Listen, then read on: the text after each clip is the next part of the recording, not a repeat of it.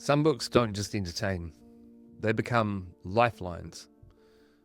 The Halfmen wasn't just a story I read, it was the first place I ever felt safe.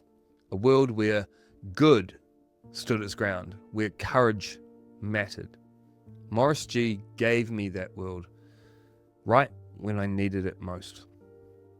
Maurice Gee passed away recently at the age of 93, and he chose how to go, just as carefully and deliberately as he chose every sentence in his books.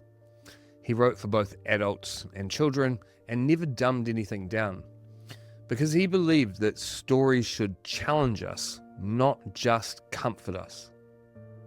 His trilogy, The Halfmen of O, wasn't fantasy in the traditional sense. It was a mirror, a metaphor, a warning, and a hope. In the land of O, the world is divided between the halfmen, who rule with control and cruelty, and the folk who live in harmony with nature. Susan Ferris, a young girl from our world, gets pulled into that world.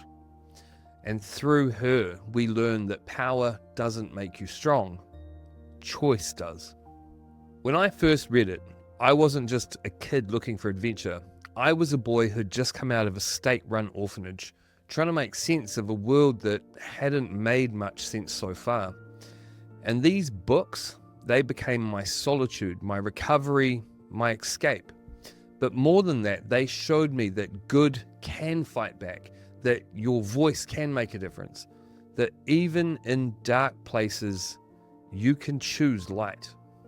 Gee's passing wasn't tragic. It was intentional, measured, peaceful. He left a note, calm, clear, and written with dignity. He believed in end-of-life choice, and he'd spoken about it for decades.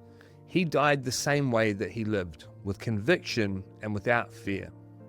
I owe him more than I can say, and if you've never read Maurice Gee, start with The Halfmen of O, or Plum, or Under the Mountain, because his stories don't just tell you who the hero is, they help you become one.